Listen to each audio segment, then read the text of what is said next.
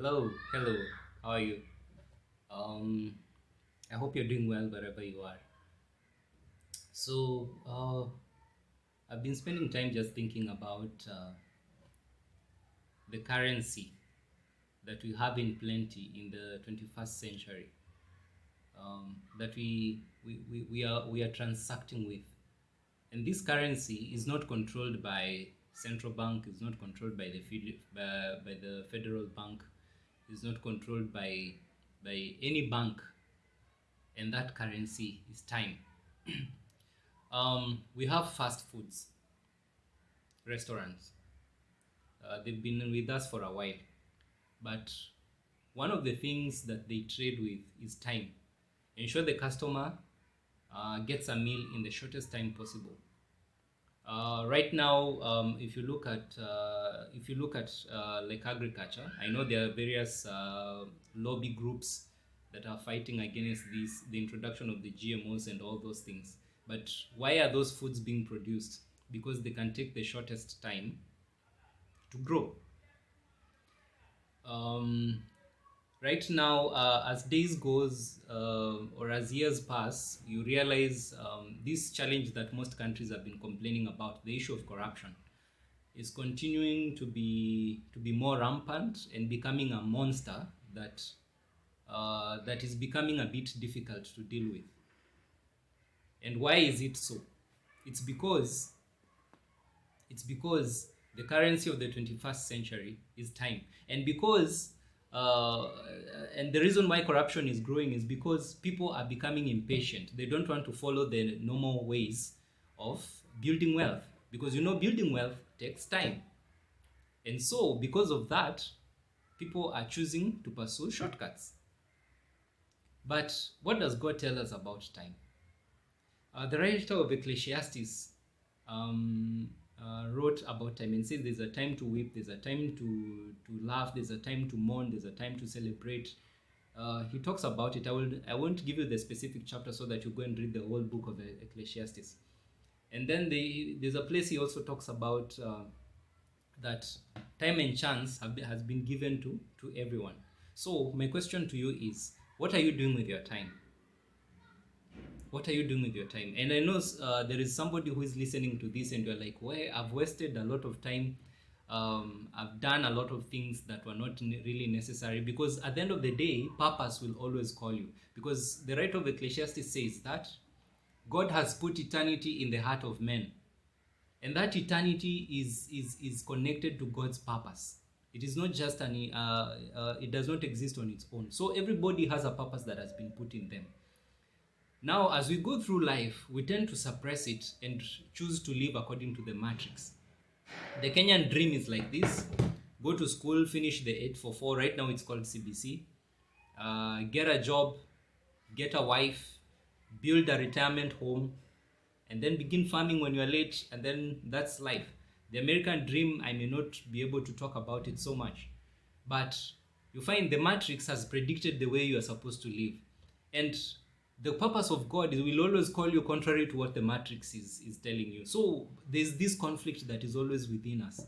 And when we choose to serve the matrix and forsake the purposes of God, or the calling or the purpose that God wired you for, um, time will move. And as you grow old, the writer of Proverbs says that the glory of old men is their gray hair, but the glory of young men is their strength. So the days when you have strength to pursue and to chase the dreams, to be able to take a lot of tasks, be able to sleep less and all that, that time is moving. That time is moving, because one philosopher once said that time waits for no man, and it's true. Time waits for no man. So how do we redeem time? How do we redeem time? Because in Joel chapter 2, um, God says that, for I will restore the years that the locusts have eaten, the locusts and the cankerworms, yes, has eaten. Go and read Joel chapter 2, the whole of it. So by God redeeming time, it does not mean that you will sit there and things just happen. No, He will prompt you back into His purpose. And when you choose to obey, His mercy comes and takes effect in your life. And time begins to be redeemed, in that what you would have achieved maybe in a span of 10 years back, he will give you the grace to be able to achieve in the time that you've discovered that thing. But why should you wait until that time when right now you can make a decision? So Psalms chapter 90 verse 10, David writes and connotes Moses, and he says, our days may come to 70 years or 80. Psalms 90 verse 10, our days may come to 70 years or 80. If our strength endures, yet the best of them are but trouble and sorrow, for they quickly pass and we fly away. It's true. They quickly pass and we fly away. Verse 11, it says, if only we knew the power of your anger, your wrath is as great as the fear that is your due. But here's where I want you to pay attention. Psalms 90 verse 12, where he quotes Moses, and he says, teach us to number our days that we may gain a heart of wisdom. So my question to you is, how do you, or the question I know you are asking, how do you number your days? Number one, discover the purpose that God has called you to do here on earth. When you discover that, begin to number your days. Numbering your days is this way. Like today, I'm shooting this on a Saturday. Today, this Saturday, how am I living according to God's purpose? That is numbering your days. So if I need to build capacity towards what God has called me, like let's say I feel God has laid in my heart that he has called me into the area of food, that I need to practice farming. This day, how have I built capacity in terms of gaining knowledge and skills and everything towards the calling, towards the farming? Because there's always there's a Kairos moment and a Chronos moment. So these moments that you know this is your season to build capacity, take time and build capacity.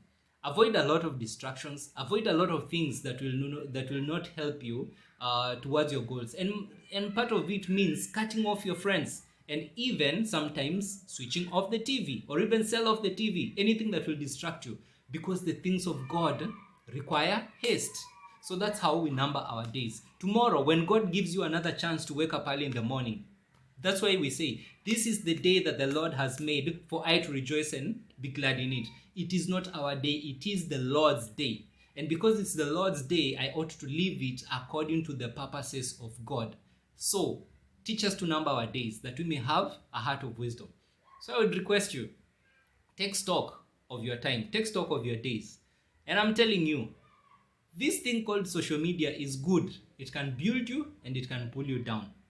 This thing that was created called a television is a good thing. It can build you or it can pull you down. Your house can build you or can pull you down. If your house is not helping you to serve the purposes of God, then that house is not worth it. Teach us to number our days, that we may have a heart of wisdom. Be blessed.